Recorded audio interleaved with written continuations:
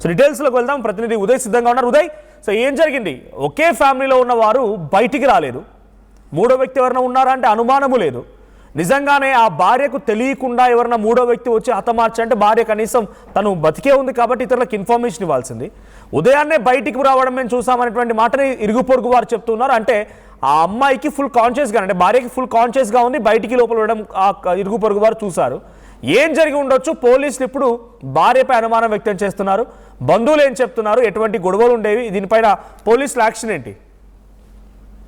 మనోజ్, ప్రస్తుతం కనతాల రాము అతని పెద్ద కుమార్తె దివ్య నయని మృత్యువాత పడినటువంటి ఘటనపై ప్రస్తుతం పోలీసులు అయితే అనేక కోణాల్లో దర్యాప్తు చేస్తున్నారు. ప్రస్తుతం ఖమ్మం ఏసీపీ రమణమూర్తితో పాటు 2 టౌన్ పోలీసులు కూడా ప్రత్యేక బృందాన్ని కూడా దీనికోసం ఏర్పాటు చేశారు. అయితే ఈ జరిగినటువంటి ఘటనకు సంబంధించి అనేక విషయాలు కూడా వెలుగులోకి రావాల్సినటువంటి అవసరం అయితే ఉంది. ఒక మీడియా సంస్థలో విలేకరుగా పనిచేస్తున్నాడు కనతాల రాము. సుమారు 5 ఏళ్ల క్రితం ఖమ్మం జిల్లా నేలకొండపల్లి అనంతనగర్ కు చెందినటువంటి కనతాల రాము అటు వృత్తిరీత్యా కావచ్చు, జీవనోపాధి కోసం ఖమ్మం నగరానికి వచ్చాడు. ఖమ్మం నగరంలోని బుర్హాన్పురంలోనే ఓ ఇంటిని అద్దెకి తీసుకొని అక్కడ నివాసం ఉంటే ఒక మీడియా సంస్థలో పత్రికా విలేకరుగా పనిచేస్తున్నారు. ఇద్దరు కూడా అన్యోన్యంగా ఉండేది. వాళ్ళిద్దరు దాంపత్యం రాము రమ్య ఇద్దరు కూడా కలిసి ఆనందంగా ఉండేవారు. వారిద్దరికి 2 కుమార్తెలు ఉన్నారు. పెద్ద కుమార్తె 5 సంవత్సరాల వయసు గల దివ్యనయని, చిన్న కుమార్తె దీక్షిత. ఇద్దరు కూడా ఆ కుటుంబం అంతా కూడా అన్యోన్యంగా సాగుతున్నటువంటి కాపురం సాగుతుందని స్థానికులు చెప్తున్నారు. కానీ నిన్న రాత్రి సుమారు 7 గంటల సమయంలో అటు రమ్య కుటుంబ సభ్యులు ఇంటికి వచ్చే ప్రయత్నం చేశారు. గడిచినటువంటి 4 రోజుల కాలంగా రమ్య ఫోన్ కాల్ ను స్పందించట్లేదు, ఫోన్ లిఫ్ట్ చేయట్లేదు అన్నటువంటి సమాచారంతో రమ్య కుటుంబ సభ్యులు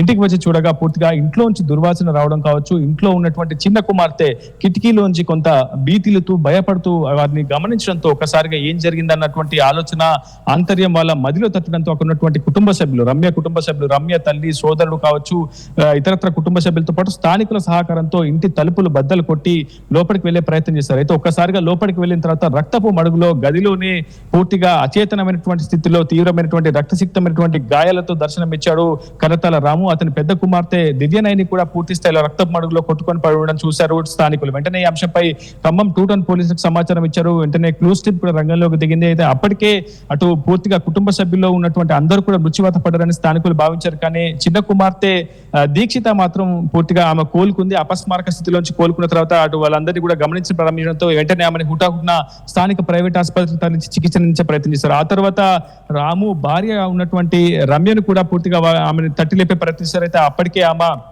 అపస్మారక స్థితి నుంచి కోలుకోవడంతో ఆమె కూడా బ్రతికే ఉందని నిర్ణయించుకున్నటువంటి ఆ కుటుంబ సభ్యులు, స్థానికులు వెంటనే ఆమెను కూడా ప్రైవేట్ ఆసుపత్రికి తరలించారు. అయితే సుమారు రాము కావచ్చు, రాము పెద్ద కుమార్తె దివ్యనయని కావచ్చు మృతి చెంది సుమారు 2 నుంచి 3 రోజులు అయి ఉండొచ్చని కూడా ప్రస్తుతం స్థానికులు కూడా ఒక అంచనా వేస్తున్నారు. దానిపై అనేక అనుమానాలు కూడా వ్యక్తమవుతున్నటువంటి సిచ్యువేషన్. అసలు రాము మృతి నిజంగా, ఎందుకంటే ఒంటిపై పూర్తిగా గాయాలు ఉన్నాయి, తీవ్రమైనటువంటి రక్తస్రావం అక్కడ జరిగింది, గది నిండా కూడా తీవ్రంగా రక్తం ఉంది. గడిచినటువంటి 4-5 రోజులుగా రాము ఫోన్లకు కూడా స్పందించట్లేదని రాము కుటుంబ సభ్యులు చెప్తున్నారు. సో ఈ అంశంపై అనేక కోణాల్లో దర్యాప్తు చేస్తున్నారు. ప్రధానంగా భార్య రమ్యకు పూర్తి విషయం తెలిసి వచ్చని కూడా స్థానికులు కూడా భావిస్తున్నారు. సుమారు 3-4 రోజులు ఘటన జరిగి ఉన్నటువంటి నేపథ్యంలో ఎందుకు ఈ అంశాన్ని రమ్య గోప్యంగా ఉంచిందనే అంశంపై ఇంకా పోలీసులు కూడా ఆరా తీస్తున్నారు. నిన్న ఆమెకు ఒక ప్రైవేట్ ఆసుపత్రిలో చికిత్స అందించిన తర్వాత ప్రాథమిక దర్యాప్తు కూడా పోలీసులు నిర్వహించినట్టు తెలుస్తుంది. 3 రోజుల క్రితమే అటు రాము మృతి చెంది ఉంటాడని కూడా ప్రస్తుతం పోలీసుల దర్యాప్తులు అనేక విషయాలు వెలుగులోకి వస్తున్నాయి. అయితే అసలు ఎందుకు రాముని ఒకవేళ రమ్య వచ్చిందా, లేదంటే ఇందులో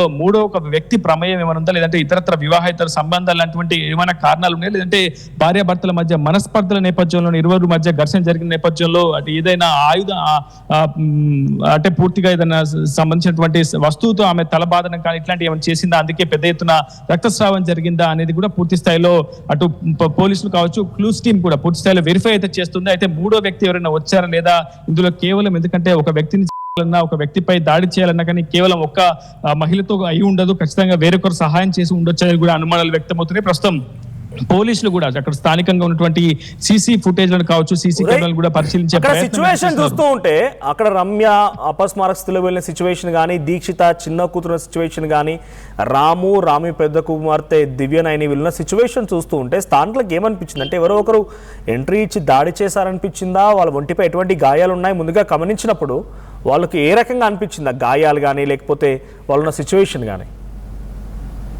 తీవ్రమైనటువంటి రక్తపు మడుగులో అక్కడ రాముతో పాటు రాము పెద్ద కుమార్తె దివ్యనైన పడి ఉండడం చూసినటువంటి స్థానికులు, కుటుంబ సభ్యులు ఒక్కసారిగా ఆందోళనకు గురయ్యారు. వెంటనే పోలీసులకు కూడా సమాచారం ఇచ్చారు. అయితే ఇది పక్కాగా గానే ప్రస్తుతం కుటుంబ సభ్యులు స్థానికులు కూడా భావిస్తున్నారు. ఎందుకంటే ప్రధానంగా రాము తల భాగంలో పెద్ద ఎత్తున గాయాలైనట్లు, ఒక పదునైనటువంటి ఆయుధంతోనే అటు నిందితులు దాడి చేసినట్లు చాలా స్పష్టంగా అర్థమవుతున్నట్లు కూడా స్థానికులు చెప్తున్నారు. అయితే అధికారికంగా పోలీసులు మాత్రం పూర్తిగా ఆధారాలు సేకరించిన తర్వాత క్లూస్ టీమ్ ఇచ్చేటువంటి ప్రాథమిక నివేదిక ఆధారంగానే తాము దర్యాప్తును మరింత ముమ్మరం చేస్తాం, వేగవంతం చేస్తామని పోలీసులు చెప్తున్నారు. అయితే మూడో వ్యక్తి ప్రమేయం ఉందా లేదా అనేది మాత్రం ప్రస్తుతం సీసీ ఫుటేజ్లు కూడా స్థానికంగా ఉన్నటువంటి పరిసర ప్రాంతాల్లో అక్కడ కదలికలు ఎవరైనా గుర్తు తెలియని వ్యక్తులు వచ్చారనే అంశానికి సంబంధించి ప్రస్తుతం కదలికలు కూడా పోలీసులు పూర్తి స్థాయిలో గమనిస్తున్నారు. ప్రస్తుతం రమ్య స్టేట్మెంట్ కూడా రికార్డ్ చేస్తున్నారు. రమ్య చెప్పే నివేదిక ఆధారంగా కావచ్చు, స్టేట్మెంట్ లో ఆమె చెప్పే కీలక అంశాలే ప్రస్తుతం ఈ కేసుకు మలుపు తిప్పకపోతున్నాయి. నిజంగా భార్యాభర్తల మధ్య జరిగినటువంటి గొడవల వల్ల జరిగినటువంటి ఘర్షణలో ఏదైనా పదునైన ఆయుధంతో భార్య రమ్య భర్త రాముపై కావచ్చు, పెద్ద కుమార్తెపై దాడి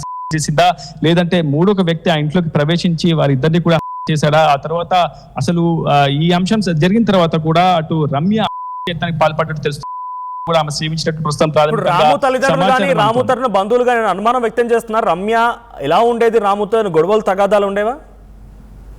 సుమారు 5 ఏళ్ళు అవుతుంది వీళ్ళు పూర్తిగా వేరు జీవనం ఉంటూ ప్రస్తుతం వేరు కాపురం పెట్టి కూడా ఖమ్మం నేలకొండపల్లి మండలం అంత నగరంలో ఉండేటువంటి వీరిద్దరు కూడా తర్వాత పూర్తిగా వృత్తిరీత్యా కావచ్చు, కంతల రాముకు జీవనోపాధి కోసం ఖమ్మం వచ్చిన తర్వాత వీరి కుటుంబం అంతా కూడా సపరేట్ గా ఉంటుంది. అయితే నిత్యం కుటుంబ సభ్యులతో సాఫీగానే సాగేదాన్ని కాపురం అంతా కూడా పూర్తిగా సక్రమంగానే ఉండదు. ఇద్దరి మధ్య ఎటువంటి విభేదాలు లేవని స్థానికులు కూడా చెప్తున్నారు. కానీ కొన్ని చోట్ల కొంతమంది స్థానికులు మాత్రం చాలా స్పష్టంగా ఇరువురి మధ్య కొంత విభేదాలు ఉండేవని, తరచూ గొడవలు కూడా అయ్యేవని కూడా కొంతమంది స్థానికులు చెప్తున్నారు. ఏదైనా ఏ అంశానికి సంబంధించిన పూర్తి స్థాయిలో రమ్య ఇచ్చే స్టేట్మెంట్ మాత్రం చాలా కీలకంగా ఉండే అవకాశం ఉంది. రమ్య నుంచి ప్రస్తుతం అనేక ఆధారాలు, అంశాలను కూడా పోలీసులు విచారణలో తెలుసుకుంటున్నటువంటి సిచ్యువేషన్. దీనికి సంబంధించి అధికారికంగా ప్రకటన కూడా మరికొద్దిసేపట్లో విడుదల చేసే అవకాశం ఉంది. ఇది లేదంటే మూడో వ్యక్తి ప్రమేయం, ఇలా అనేక కోణాలు ప్రస్తుతం పోలీసులు దర్యాప్తు చేస్తున్నారు. మన జోటి రైట్.